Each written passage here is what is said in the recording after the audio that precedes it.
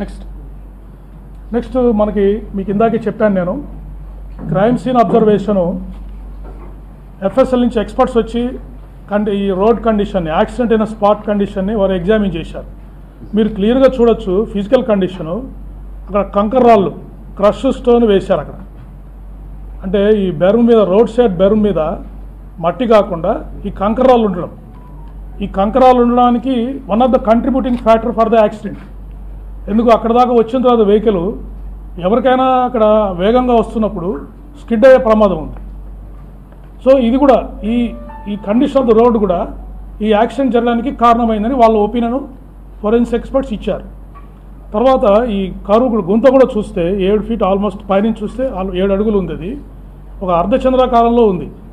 అంటే వన్స్ మనిషి పడిపోయిన తర్వాత ఆ మోటార్ సైకిల్ అర్ధచంద్రాకారంలో ఇలా ట్రావెల్ చేసి ఎగిరెళ్ళి వారి మీద పడడానికి అవకాశం ఉంది అని వారు ఒపీనియన్ ఇచ్చారు.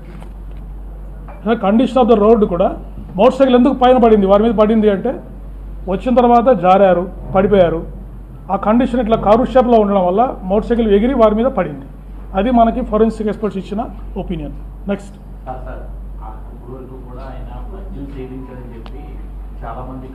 అది వస్తుంది, నెక్స్ట్ వస్తుంది. తర్వాత కంప్లీట్ అయిన తర్వాత మీ డౌట్స్ అన్ని క్లారిఫై చేస్తారండి. డిసీజ్లో ఒకటి అబ్జర్వ్ చేసింది ఏంటంటే approximate speed of the vehicle వచ్చేసి 70 km/h at the time of incident. అంటే మనం ఎలా క్యాలిక్యులేట్ చేసాము, distance between toll plaza and time taken to travel between the distance between the toll plaza and time taken to cover the distance. దాని మీద మనం approximate speed calculate చేసాం. అంటే at the time of incident వాళ్ళు దాదాపు 70 km/h వాళ్ళు travel చేస్తారు, which is a high speed for the 2-wheeler. Next తర్వాత ఈ యాక్సిడెంట్ వెహికల్ని అంటే ఏదైతే సస్పెక్ట్ వెహికల్స్ ఉన్నాయో వాటిని ఫోరెన్సిక్ ఎక్స్పర్ట్స్ ఎగ్జామిన్ చేశారు. టీమ్ ఆఫ్ ట్రాన్స్పోర్ట్ ఆఫీషియల్స్ అంటే డిటిఓ గారు, ఒక ఎంబీఐ, ఏఎంఐ ముగ్గురు ఎగ్జామిన్ చేశారు. టీమ్ ఆఫ్ ఫోరెన్సిక్ ఎక్స్పర్ట్స్ ఆ 4 వెహికల్స్ ఏం చేసి అంటే ఏదైనా ఒక యాక్సిడెంట్ జరిగినప్పుడు ఒక వెహికల్ ఇంకో వెహికల్ గుద్దినప్పుడు దీనికి ఉన్న పెయింట్ దానికి తగులుతుంది, దానికి ఉన్న పెయింట్ ఈ వెహికల్కి తగులుతుంది. కొలిజన్ జరిగినప్పుడు ఎక్స్చేంజ్ ఆఫ్ ఆబ్జెక్ట్ జరుగుతుంది. వారు క్లియర్గా చెప్పారు there is no paint transfer అని చెప్పారు. తర్వాత ట్రాన్స్పోర్ట్ ఆఫీసర్స్ ఎగ్జామిన్ చేసి డిసీజ్డ్ వెహికల్ 4th గేర్లో ఉందని చెప్పారు. 4th గేర్ అంటే ఏంటి, హై స్పీడ్లో వారు వెళ్తున్నారని ఇండికేషన్. అదే హెడ్ లైన్ పని చేయట్లేదు అని ఇచ్చారు. అంటే ఆల్రెడీ మనకి డ్యామేజ్ అయినట్టు మనకు అంత క్లియర్గా తెలుస్తూ ఉంది, పని చేయట్లేదు. ఇంకోటి ఏంటి, హెడ్ లైట్ డ్యామేజ్ అయ్యింటే అక్కడ డెబ్రిస్ పగల ఉండాలి, అద్దాలు పగిలిపోయినట్టు హెడ్ లైట్ ఒక అద్దాలు అన్నీ అక్కడ సీన్ ఆఫ్ ఇన్సిడెంట్ దొరకాలి.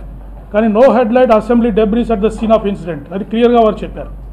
అంటే ఎక్కడో డ్రా అయిపోయింది. Head light fuse was blown off, అంటే యాక్సిడెంట్ జరిగినప్పుడే ఆ ఫ్యూజ్ బ్లోన్ ఆఫ్ అయిపోయింది.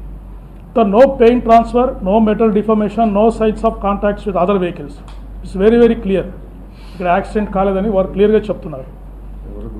తర్వాత examination of suspected vehicles indicated no evidence found for collision are impact with incident vehicle. ఎక్కడ పెయింట్ ట్రాన్స్ఫర్ కానీ డెంట్స్ కానీ అటువంటి ఏమీ దొరకలేదు అని వారు రిపోర్ట్ ఇచ్చారు. నెక్స్ట్ టెక్నికల్ డేటా అనాలిసిస్, ఇందాక మీకు చెప్పాను ఈ సిడిఆర్, వారి సెల్ ఫోన్స్, ఐపీడిఆర్ అనాలిసిస్ అంతా చేశాము. వారు 6 మందితో మాట్లాడారు during journey.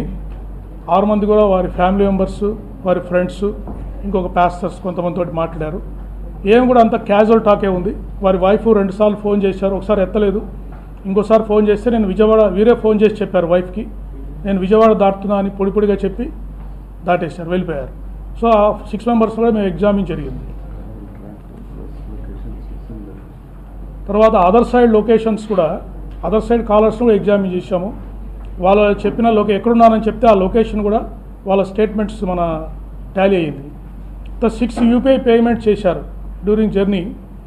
4 UPI payments CCTV ఫుటేజెస్తో టాలీ అయినాయి. అంటే వారు వైన్ షాప్కి వెళ్ళారు, కొన్ని షాపులకు వెళ్ళారు. ఆ 4 యూపీఐ పెట్రోల్ బంక్ కూడా వెళ్ళారు, అవన్నీ మనకు టాలీ అయినాయి. తర్వాత సెల్ ఫోన్ టవర్ లొకేషన్స్, అంటే వారు హైదరాబాద్ నుంచి రాజమండ్రి వరకు కంటిన్యూస్గా ట్రాక్ ఉంది.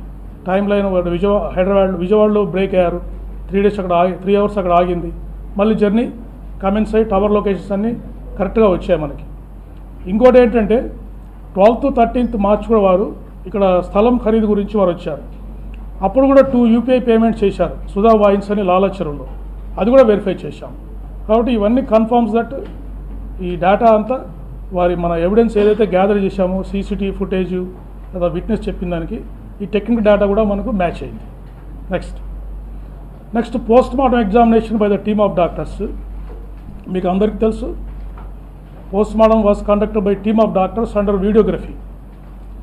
Then viscera and object analysis FSL విజయవాడలో చేశాము. ఈ ఎఫ్ఎస్ఎల్ రిపోర్ట్స్ మనకి ఇంపార్టెంట్గా కంక్లూడ్ చేస్తుంది. Ethyl alcohol is found in items piece of stomach, small intestine, liver, kidney and spleen. అంటే వారు బాడీలో లిక్కర్ ఉంది, ఇథైల్ ఆల్కహాల్ ఉంది అని చెప్పేసి మనకి ఎఫ్ఎస్ఎల్ రిపోర్టు క్లియర్ కట్గా వచ్చింది. Next the final opinion of the doctors వారు cause of death is due to head injury and multiple injuries due to consumption of alcohol అని వారు క్లియర్ కట్గా ఇచ్చారు. And there is a possibility that the injuries mention in the autopsy were sustain due to road accident. ఏ injuries అయితే వారికి అయ్యాయో అవి road accident వల్ల జరగడానికి పాసిబిలిటీ ఉందని వారు క్లియర్గా మనం అడిగిన క్లారిఫికేషన్కి వాళ్ళు రిప్లై ఇచ్చారు. టైమ్ ఆఫ్ డెత్ కూడా 24 to 48 hours prior to the post mortem అని చెప్పేశారు.